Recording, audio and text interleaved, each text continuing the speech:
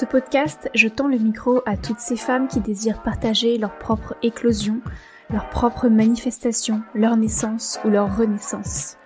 Santé féminine, santé mentale, troubles alimentaires ou encore mode de vie plus durable et respectueux. Elles racontent leur récit de vie sans filtre ni tabou.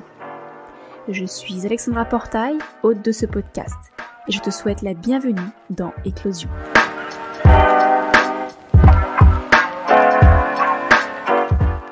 Mais c'est vrai que dans notre système éducatif, on a un énorme problème parce qu'on n'éduque pas les enfants à bien bouger, à bien manger. Alors c'est fou, dans les pays scandinaves, ils commencent à mettre en place de la méditation, des choses comme ça, je trouve ça absolument génial. Il y a même des écoles qui font des cours, au lieu de chercher à visser les fesses des enfants sur des chaises d'école, il y a plus certaines écoles, hein, c'est encore bien trop rare comme initiative, qui font les cours en extérieur, qui laissent les enfants bouger, s'exprimer, qui, au lieu de bannir le mouvement, d'interdire le mouvement très très tôt finalement dans la vie de l'enfant, mais ça s'encourage le mouvement, parce que ça n'est pas normal à l'âge adulte de ne pas être capable de s'accroupir. C'est pas quelque chose de normal du tout. Donc c'est pas normal d'être essoufflé parce qu'on a couru après un bus pendant 30 secondes et demie. Donc ça, il faut effectivement, je pense qu'il y a un gros problème au niveau de notre système éducatif, et c'est là que les parents, si possible, s'ils peuvent déjà au moins un petit peu plus inculquer ça à leurs enfants, si l'école ne le fait pas, c'est important aussi. Et je trouve que pour le coup, en montrant l'exemple, en faisant son activité physique, moi j'ai des mamans, c'est trop chouette, qui me disent « Ah, j'avais mon petit bout de chou qui veut faire la même chose que moi !» Mais c'est génial! C'est génial! Et ça vaut pour le mouvement, ça vaut pour la cuisine aussi. Les enfants, plutôt que de les coller face à un écran parce que c'est plus pratique, et puis après de râler parce qu'ils veulent pas manger leurs légumes, et ben pour les occuper, on les met en cuisine. Et les enfants sont ultra débrouillards, hein. Faut arrêter de croire qu'ils vont se crever un œil avec le manche d'une cuillère. Ça arrive plus aux adultes qu'aux enfants, hein, d'ailleurs. Et puis les mettre en cuisine, et puis les impliquer, les éduquer, et ils vont beaucoup plus apprécier manger une chose à laquelle ils auront mis la main à la pâte, même si c'est des légumes. Et qui plus est, si cette éducation, qui est fun en plus, démarre tôt dans la vie.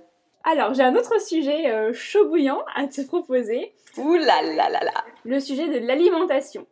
Alors, je sais, tu partages énormément de choses sur l'alimentation, tu fais des superbes recettes, toujours très très bonnes, en tout cas qui donnent très envie. Je sais aussi que tu t'es beaucoup, depuis quelques temps, tournée vers l'alimentation végétale, mais ça n'a pas toujours été le cas, et tu n'as pas forcément toujours eu, comme tu dis, une alimentation saine, et aussi une relation saine avec l'alimentation. Et d'ailleurs, je suis allée voir, je crois que c'était sur ton site, alors je te cite, hein, tu vas me dire si je me trompe pas. Pendant des années, j'ai été frustrée de devoir me priver de ces petits plaisirs sucrés sous prétexte qu'ils n'étaient pas bons pour mon corps, ma santé et mes objectifs sportifs. Jusqu'au jour où j'ai décidé que ça ne pouvait plus continuer comme ça. Ce que j'ai découvert durant les 4 années qui ont suivi ont littéralement changé ma vie. Ça veut dire quoi tout ça? Ouais. Mais je pense que c'est un des changements les plus marquants de ma vie, parce qu'en plus, comme beaucoup de personnes, j'ai construit mon rapport à l'alimentation sur des souvenirs, des expériences de mon passé qui étaient extrêmement négatives et qui ne concernaient pas que l'alimentation, loin de là. Mais en plus de mon côté qui était lié à l'alimentation. C'est-à-dire que j'ai eu un vécu, notamment durant mon enfance, ma petite enfance et même un peu plus grande, qui a laissé évidemment des traces très très profondes en moi, sur lesquelles j'ai dû travailler tout au long de ma vie, et ça j'insiste là-dessus, je me suis fait aider, c'était important, et sinon j'en serais pas là aujourd'hui, libérée de tous ces stigmates de mon passé. Aujourd'hui, je suis ultra épanouie, et je peux penser à mon passé sans avoir aucune émotion négative, en étant totalement neutre, en acceptant, sans chercher à nier quoi que ce soit ou à enfouir quoi que ce soit. Je suis complètement en paix avec ma vie, avec mon enfance, avec ce que j'ai vécu. Et ça, je me suis fait aider pour ça, voilà. Mais effectivement, ces expériences-là ont toutes été associées en plus un schéma alimentaire complètement tordu. Voilà. Pour la petite histoire, mon père biologique a fait partie d'une secte où le dogme était de manger cru tout. C'est-à-dire pas de l'alimentation vivante comme on la prône aujourd'hui, comme Seignalais l'a beaucoup prôné. D'ailleurs, Seignalais qui était au contact du gourou de cette secte. Ce qui m'a beaucoup bloqué pendant un moment à la lecture de Seignalais parce que du coup j'avais du mal. Mais non, du cru façon néandertal. Donc j'ai vu des gens dépecer des animaux devant moi, manger des yeux de cochon crus devant moi. J'ai ces odeurs encore de fruits rances, de poissons pourris. Enfin, c'était donc clairement, outre le fait d'expériences non liées à l'alimentation déjà qui étaient très négatives, plus une présentation finalement à l'alimentation, parce que j'ai été exposée très, très jeune et pendant plusieurs années, qui était complètement biaisée et qui m'a dégoûtée de beaucoup de choses, de beaucoup d'aliments, y compris les fruits pendant très longtemps. Ça fait que j'ai pas grandi avec un rapport à la nourriture super équilibré du tout. Alors, j'avais quand même une chance, c'est que ma mère, de son côté, elle a toujours été très très ouverte d'esprit, m'a fait découvrir plein de choses très très jeune. Donc heureusement, il y avait cette autre moitié de ma vie qui venait contrebalancer le chaos total de cette première moitié du temps que j'ai passé en grandissant.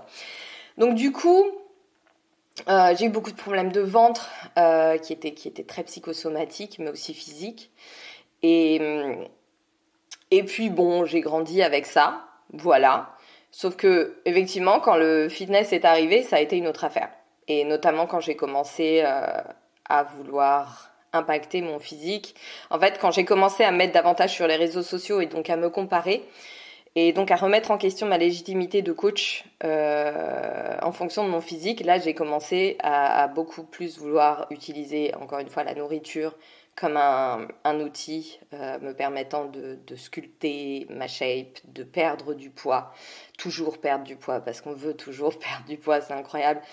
Et là effectivement j'ai un petit peu tout testé ce qui se faisait dans le milieu du fitness et la science du fitness de l'époque, donc le régime Atkins, bon évidemment diabolisation des glucides, hein, même hors Atkins etc. Donc oui, évidemment, surtout pas trop de glucides, beaucoup de protéines, beaucoup trop de protéines. Évidemment de source animale, donc j'étais une inflammation ambulante. Tu as aimé ces extraits ? Tu peux écouter dès maintenant l'épisode entier en te rendant dans le descriptif de celui-ci pour y retrouver le lien. Si ce podcast te plaît, parle-en à toutes les femmes qui t'entourent, mères, sœurs, amies, pour qu'elles puissent à leur tour se sentir envahies d'émotions vibrantes. Mais aussi à t'y abonner et à le soutenir avec une note 5 étoiles sur Apple Podcasts et Spotify pour ne pas manquer les prochaines sorties.